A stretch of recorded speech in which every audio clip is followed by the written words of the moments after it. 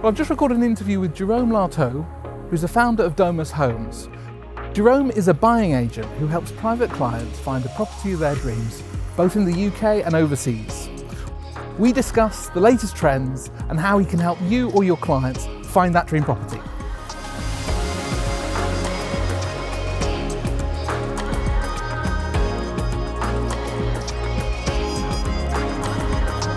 So first of all, it'd be great to hear about Domus Holmes, the company you set up. Domus Holmes is an independent property buying agency, predominantly based and operating in the UK prime and super prime property market. We're also covering other key European markets such as France, Italy, Spain, Portugal, Monaco. And we've been going also further away, like in Australia, in Sydney, to search for prime properties for clients. Domus Holmes was established in 2015 by my wife, Claire, who is a property solicitor with over 20 years experience working for high net worth individual clients and top law firms in Sydney and in London, and myself, a buying agent who come from property investment and development background, predominantly within prime property development.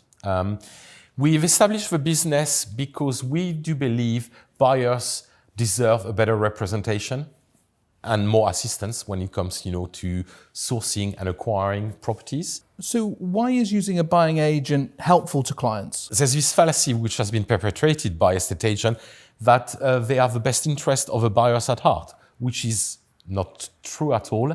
In fact, estate agents represent sellers, have a fiduciary duty towards the seller and are paid by the seller. So the key thing is when a buyer starts entering into a negotiation with an estate agent, who has the estate agent's best interest at heart? The buyer or the seller? The seller always.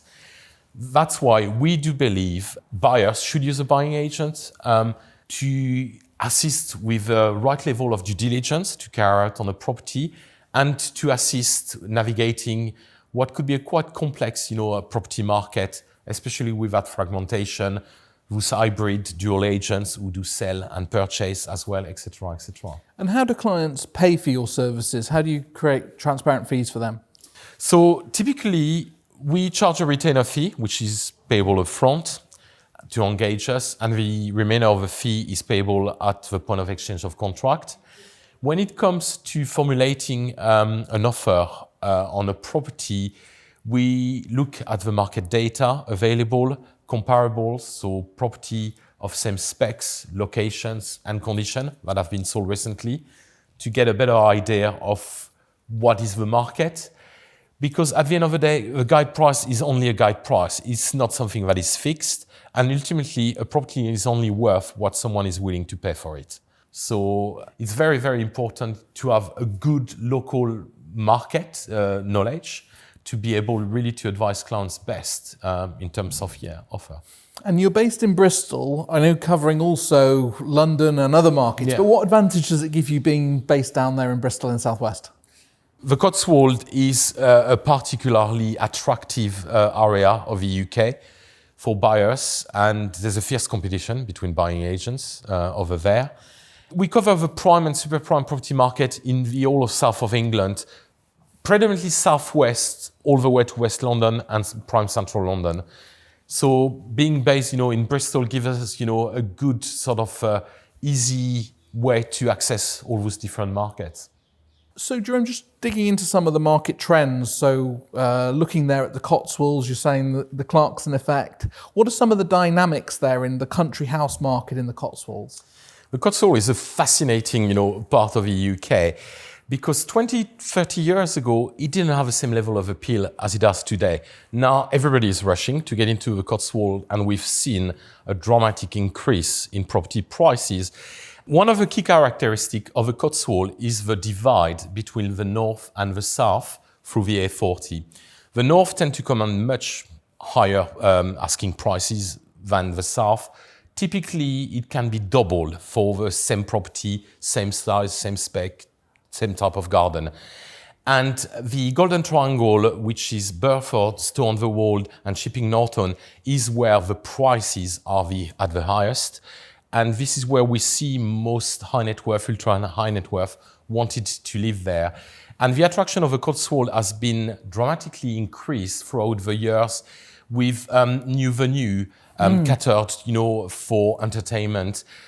As you know, London is famous for Soho House. We've got Soho Farmhouse in the Cotswold, but we've seen recently Estelle Manor, another, leisure and luxury hotel and spa coming there, and Delfort's Market, which is also very popular with local produce as well. So we cannot stop seeing this increase of demand at the moment from high net worth, and particularly American celebrities. The most recent one was Ellen DeGeneres and Portia de Rossi, who bought, I think, a year and a half ago. And I've had recently a few inquiries actually from American, a few from LA, who are also looking for a second pad here. Another reason why the Cotswold is so popular is also due to the political context in the US. We are seeing, people who decide because they disapprove the current, government, that they would be better off, exploring another venue in Europe, like in the UK. So the Cotswold attracts not only second homeowners, but also people who want to retire or move permanently there. So because of that price pressure, do people have to widen their search, or do they have to take on properties that perhaps require some renovation? Or what kind of strategy do you work on with clients who are not finding the ideal property straight away? It is very tricky because typically speaking in the UK, we are more into a buyer's market. It's particularly the case in London. However, in the Cotswold, what we characterize or categorize as best-in-class properties, so properties in a great location, offering lots of privacy, with beautiful grounds and settings, and in a good condition or immaculately renovated, are highly priced and tend still to sell for close to the asking price, or in some cases, even create a bit of a bidding war, where people have to go above the guide price to be able to secure the property. Is renovating these traditional properties as well a challenge, or what do you see from when It is a little bit different. It's a bit more tricky because nowadays, due to the cost of living, we've seen an increase in price of materials, and it's difficult to find good builders and contractors to do the work. So properties that needs a hell of a lot of work, buyers who are happy to offer on will typically factor that into the equation to reflect on their sort of, purchase price or offer, which is not necessarily the case with estate agents, because many agents tend still to believe that, any property will sell at a very high price, and realize, after a little while that, they had quite a lot of people viewing a property, but no real offer or offer below the guide price for the simple reason that, those properties need dramatic amount of work. And we've seen also it's more the case in London, I would say, than in the Cotswold, but an increase in the appeal of turnkey projects. So properties which are sold fully furnished, which can be used as Airbnbs as well. So for buyers to utilize them during the summer month for them and their family, and also rent out for the rest of the year to corporate clients, for example. Particularly, I suppose, for an international buyer or globally mobile family, to have the convenience of having everything fully furnished, Absolutely. I imagine, is a real time saver. Absolutely. And nowadays, people who want to undertake big renovation projects tend to be people who take a long-term view and look at this property as a property they want to move in to semi or permanently, compared to international buyers who will put an offer on a property which is, fully ready, so they don't have to worry, because it takes hell of a lot of time to manage, project manage a renovation. There are great people out there in London, and some estate agents do provide that sort of services. But I think it's more reassuring for people to go straight for the fully finished product. So just coming to the London prime, central London market, what are your observations of price movement and stock and availability there? So in London, typically a prime property is a property up to £10 million, and super prime starts at 10 million and above. What we are seeing within the prime market is more activity within the £5 to £7 million bracket than the 7 to 10. And the same apply with a super prime property market, more the lower end, because people are a little bit more astute, and people are now aware that London hasn't benefited or enjoyed capital growth over the last 10 years like other parts of the country have. On the top of that, we are still seeing lots of property who are overpriced because people still believe that the property they've bought 6-7 years ago should have increased in price by now, which is not the case. We're seeing an increase in terms of stock of property. The best-in-class property tends to fly off the shelf, so to speak, or generating quite a lot of interest from serious buyers. Properties which require lots of work, less so, again, because of what I mentioned earlier. And within this sort of, in the sort of outer prime area of London, let's take, for example, Dulwich or Wandsworth, Balham, all those sort of, areas. The market remains very strong because it's much more a domestic buyer market compared professional to families and exactly people who stay here, who take a long-term view because they're sending their children to that school. So the location is particularly important for them. And there's still a good demand for, from buyers for sort of property. And if you look at the last category, which is the ultra super prime, so let's say anything above like 30 million pounds onward, it's a slow market, but we've seen recently in Regent Park, the Holm, who got sold finally for 138 million pounds. A drop from the 250 million pounds it was priced at 2 years ago. But nevertheless, it goes to show that the ultra high net worth are still there. If a property is deemed in a great location and also of historical importance, because this is also one of the things that characterize ultra high net worth buyers buying in London. They are not just buying a location, a property, but the history associated to the property. They like to be custodian and respect, that sort of heritage. And what about further afield overseas? The French market is one well. What kind of trends do you see in different parts of the French real estate market? Let's take, for example, Monte Carlo, which is like the super prime, market. Monte Carlo has seen an increase in prices over the last, 4 or 5 years. There was a little dip in 2022, but over the last 10 years, property prices have increased by 38% as an average, which is quite colossal. And 5 out of the 7 districts in Monte Carlo have been outperforming over the last 2 years, which is quite fascinating. So Monte Carlo, I think, due to the tax haven it provides, remains a strong, hotspot for high net worth. Combined with that is the lack of space. It's a very small little enclave. They have plans to build along the seafront, but it's very, very limited. Therefore, the attraction of Monte Carlo remains, very strong.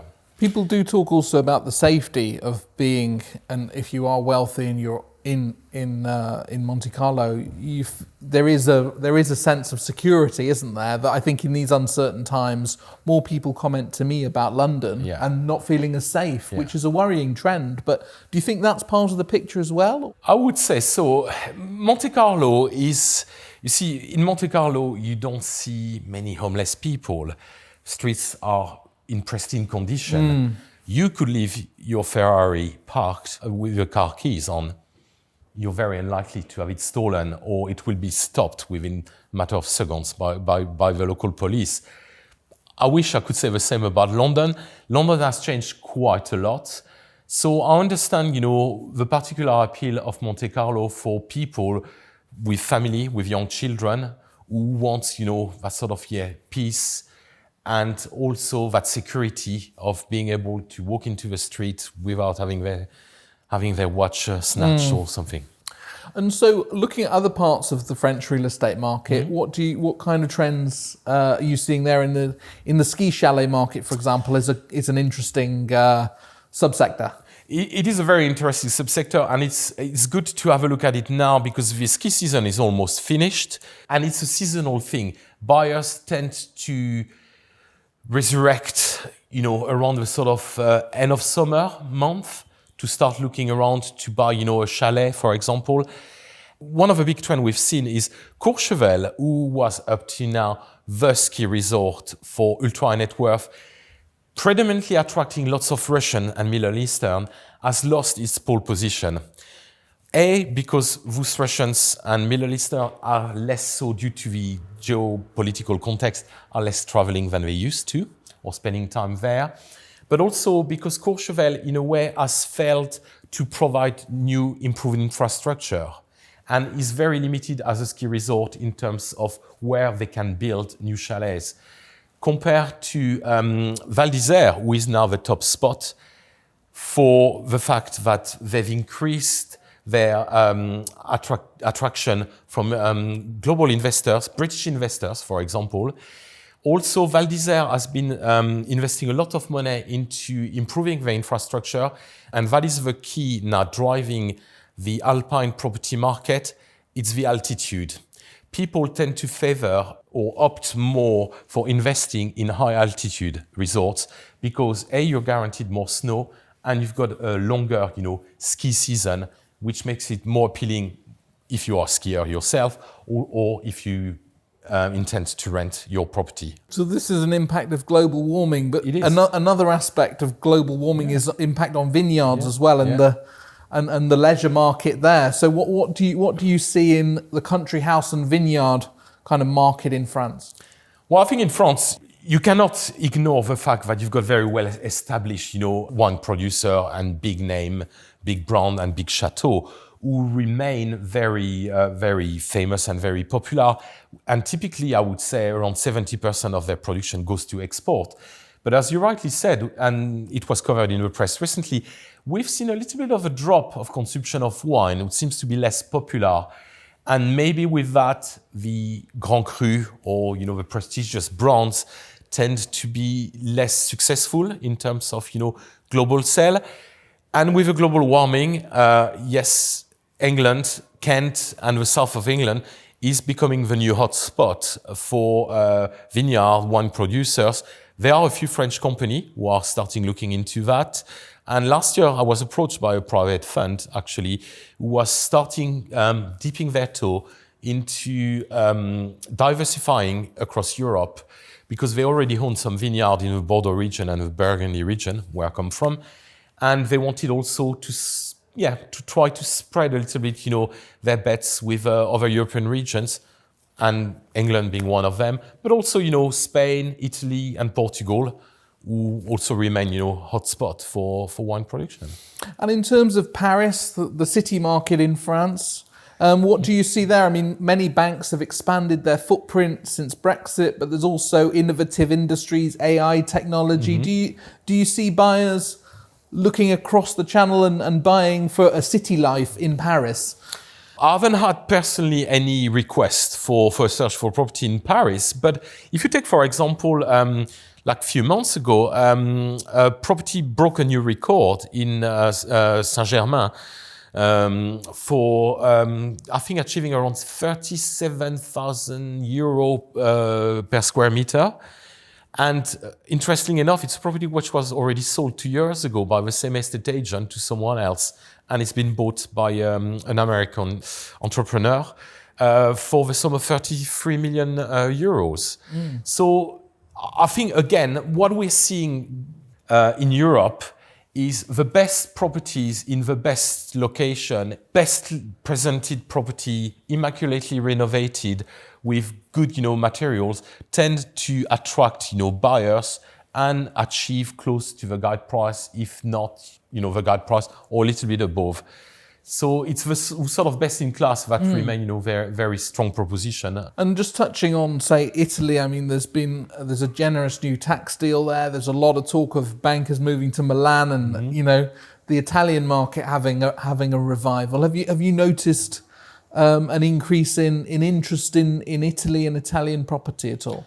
Not personally for our business, but having spoken to other international buying agents about that, Yes, there seem to be, some demand in key cities like Florence or Milan, who are famous. And I think with certain buyers, it depends which industry they are in. If you are in the fashion industry, it makes sense to have a pied-à-terre in Milan or in Florence to follow the trends, when it comes to fashion. Or if you are, into, wine, that sort of, wine industry as well. So just to focus in on some of the different types of scenarios that you help in, or different types of clients you see coming time and again, perhaps you could describe a few of the different client types that you see most commonly. Okay, the majority of our clients are time-poor, busy people. So it does apply, obviously, to high net worth, ultra high net worth, who typically, some of them have a family office in place or use different advisors for various, services. And those people are typically used to use a buying agent to assist with the search and acquisition of a property. Within the time-poor, busy people, we see a lot also of young families with children and who are not necessarily high net worth as such, but, in good job, but do value their time and don't want, to drag on their children on a weekend, on a rainy weekend, to view property which are deemed not suitable for them because the estate agent didn't show, a bit of a crack on one of the wall or show there was a rain line, at the end of a garden, all those sort of things. And we're seeing an increase in people understanding why they should use a buying agent nowadays. COVID was great because we buying agents got lots more exposure through the press, in the Financial Times, Country Life magazine, etc., etc. And I think there was this element of education because many buyers still believe that the estate agent are their best interest at heart. So time-poor, busy people, high net worth people, and the third category are people who thought they could do it themselves, had to go for couple of months and then got so frustrated with various headaches that they realized we should be using the services of a buying agent instead of wasting our time to do so. Because at the end of the day, part of our job is only to curate the best property and shortlist the best that is out there at any point in time for clients. And what's the minimum valuation on which you tend to work on with a client? When's it worth using a buying agent in different markets? At Domus Holmes, we don't segregate based on budget. For instance, I'm helping a first-time buyer with the acquisition of a £400,000 apartment in Clifton. And I'm about to start a search for a £500,000 apartment in the city of Bath. Typically, most of our clients tend to come to us with a budget of minimum £1 million. But on many occasions, I've assisted people below that. Again, it depends what they're looking for, where, the location, and how busy I am, obviously, because one of the key things for us is we don't take on two clients with the same requirement at the same time, to avoid any conflict of interest. So we are very transparent. But I would say, typically $1 million plus. And 60% of our clients are within a sort of 1 to 10 million bracket, and 40% are within a sort of 10 million plus. Fantastic. And you've just joined PCD Club. Are intermediary contacts, other professional contacts important to you in terms of your referral flow and building your business up? Absolutely. When we take on a new client on board, we always build a team around us of third-party professionals to better service and assist our clients. Could be a surveyor, a valuer, an architect, solicitor, interior designer, etc., etc. So we work with those people day in, day out, servicing our clients. So it's very important to build good rapport. And yes, of course, we do rely on word of mouth or referral from those same people as well who've assisted. So it's about close working relationships, I guess, particularly on international clients. Often, an American client moving from abroad will already have part of a team. So I suppose it's just making sure those connections are well established so that when the client has a need, the advisor can put you into play. Absolutely. So Jerome, we're going to be on the road later this year filming in Switzerland. Are you looking forward to doing some more work with us? Oh, absolutely. And I will take this opportunity, yes, to provide you with more updates on those key European luxury markets. Fantastic. So stay tuned for more. We look forward to sharing more information direct on those key opportunities later in the year. Definitely.